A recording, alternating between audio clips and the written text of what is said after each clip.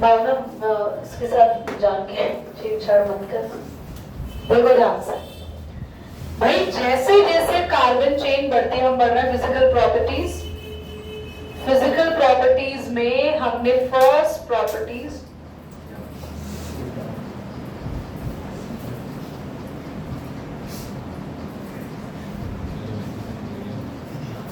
वो वेस्ट नहीं है वो स्विच ना, कोई बात नहीं, अब बंद करना। हाँ बेटा, हर बच्चा एक बार ऐसी हरकत लाइफ में करता है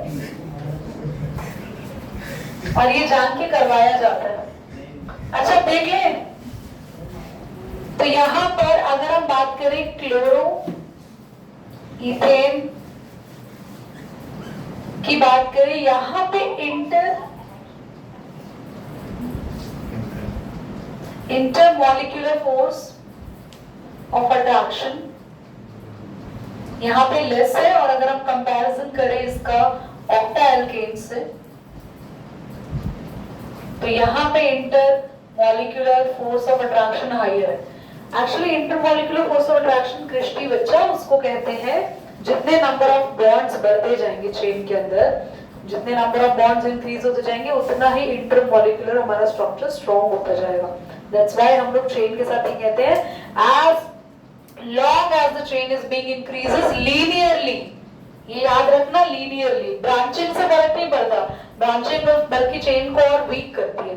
As more as the chain increases linearly, as more will be the intermolecular force of attraction, as higher will be the boiling point. Is that clear? Oh sorry, मैं तो boiling point पर आ गई।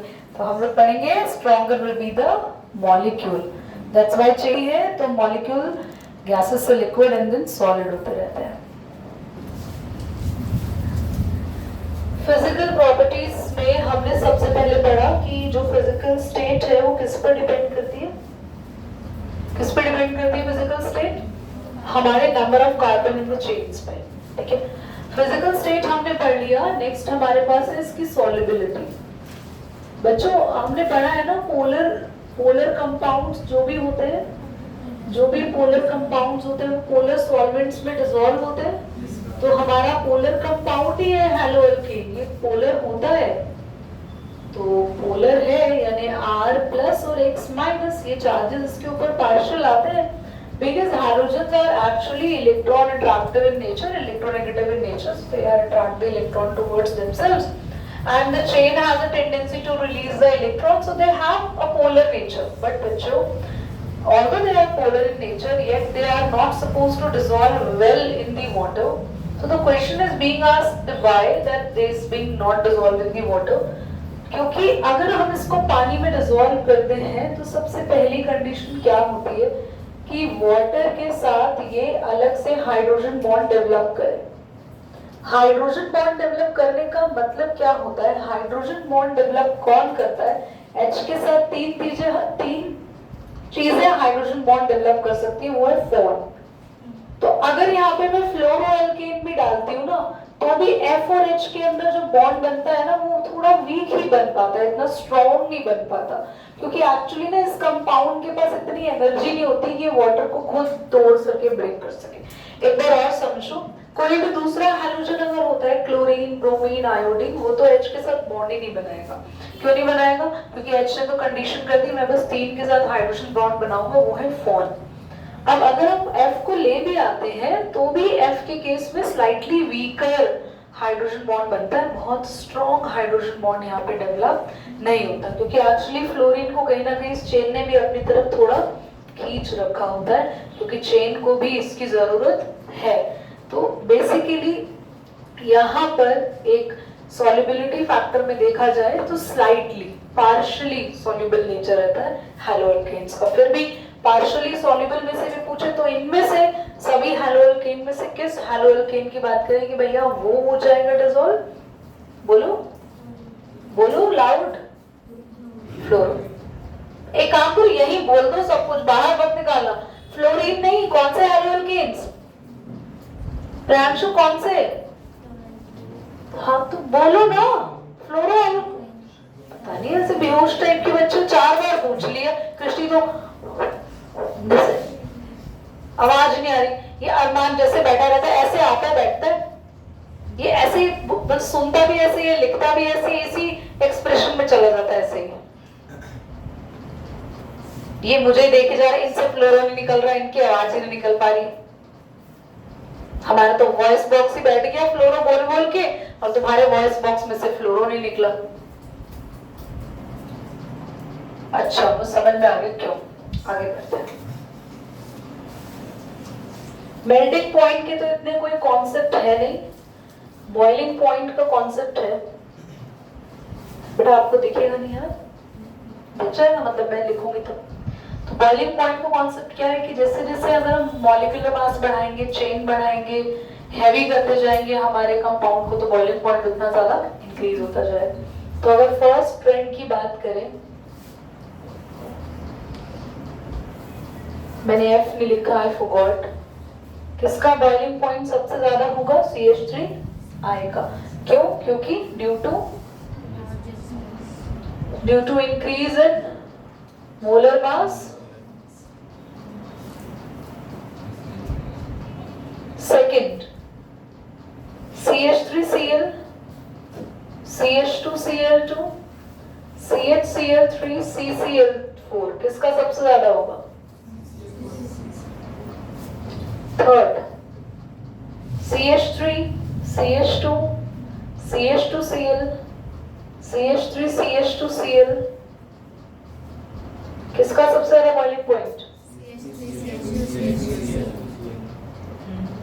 कुछ लोग तो Cl बोलने के इंतजार में थे, मैं आखिरी में Cl बोलूंगा बस। समझ आया? क्योंकि सबसे ज्यादा नंबर ऑफ कार्बन यहाँ जा रहा है, सबसे हाईएस्ट चेन है।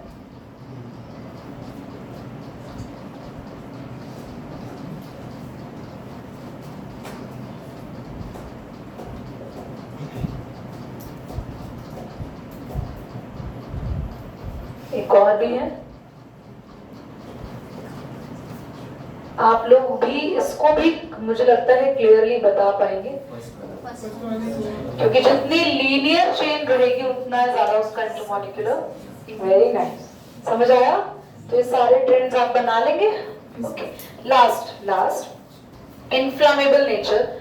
इन्फ्लामेबल नेचर की बात करें तो ये इतने ज्यादा इन्फ्लेम्ड नहीं होते हैं। कंपैरिजन किसकी कंपैरिजन में बता रही हूँ मैं? क्योंकि भैया अगर हम जब किसी को बता रहे हैं कि इनका इतना इन्फ्लेमेबल नेचर नहीं है, हैलोरीन नहीं, हाइड्रोकार्बन्स, क्योंकि इनका आप जब भी कंपैरिजन करते हैं इनके प्रीवियस चैप्टर से करते हैं, और इस चैप्टर से प्रीवियस चैप्टर वही है जब सिर्फ हमने कार्बन हाइड्रोजन को पढ़ा 11th क्लास में। हाइड्रोकार्बन होते हैं फ्लेमेबल या इनफ्लेमेबल?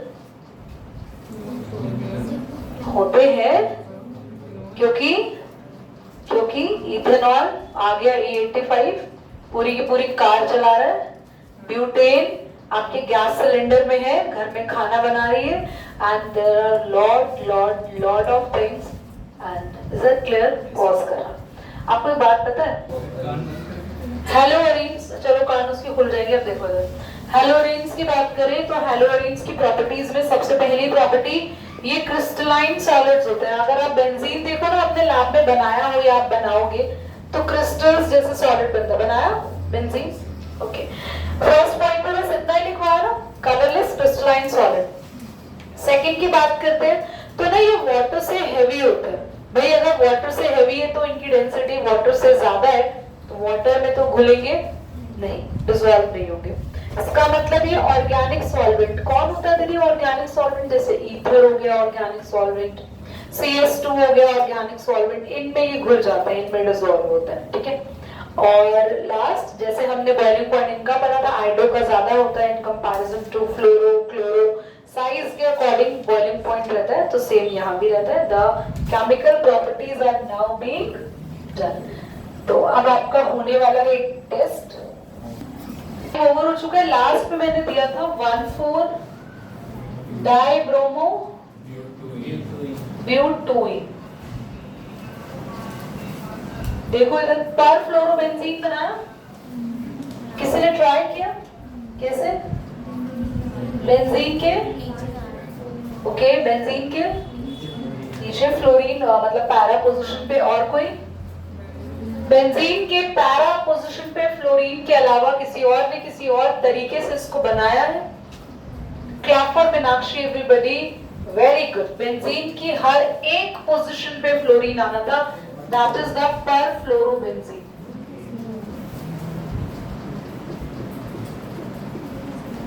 वेरी गुड बेटा। All are wrong. Now all will get punishment.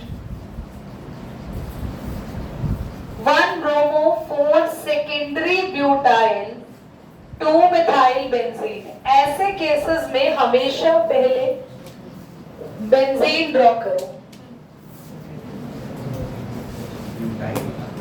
उसके बाद आप आगे की पोजीशन डिसाइड करें। 1 पे ब्रोमो चिपका दें, 4 पे सेकेंडरी ब्यूटाइल। सेकेंडरी मतलब जो ब्यूटेन है वो अपने सेकंड कार्बन से अटैच होगा, और 2 पे मिथाइल। कितने बच्चों का ये एग्जैक्टली सही था? कंबाइन मतलब हाँ, नो, फिर तो वो प्राइमरी हो जाता ना, फर्स्ट पोजीशन से याद होता। सेकेंडरी का मतलब होता है आपको स्पेसिफिकली दिखाना है सेकेंडरी कार्बन जाएगा बेंजीन का। ओके, देखिए पैरा ब्रोमो क्लोरोबेंजीन, तो पैरा ब्रोमो क्लोरोबेंजीन, पैरा पे ब्रोमो भी है क्लोरो भी है, नो। सबसे पहले हम बना देंगे बेंजीन, पैरा पे we have the bromo and it is actually the chlorobenzene. Okay, last 2 मैंने आपके पेशेंट्स को ध्यान में रखते हुए दिए थे, वरना मैं अगर ऐसे ही देती तो ये भी नहीं बनता। Butane, first of all you have to draw the chain of 4 carbon.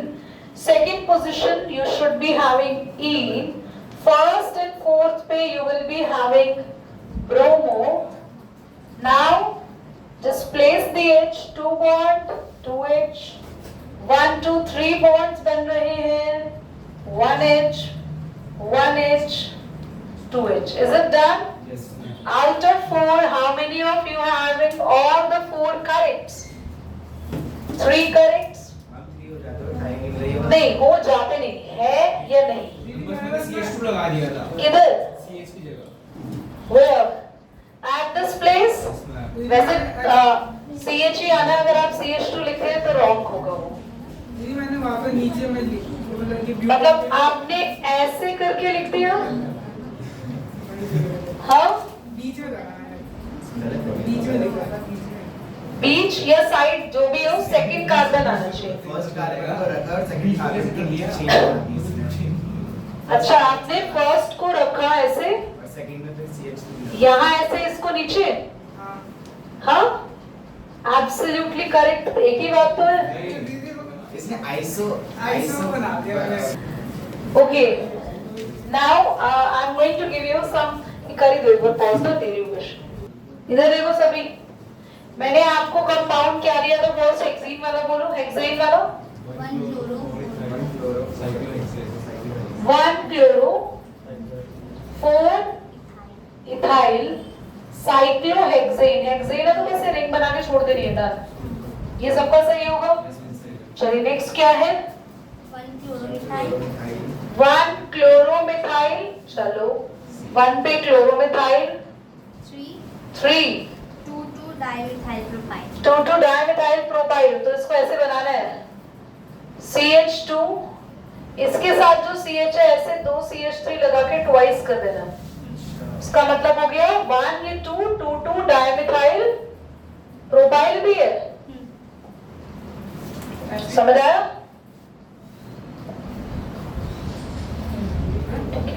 कोई बात नहीं, एक ही बात है, तुमने ब्रांचिंग बना दी, ठीक है।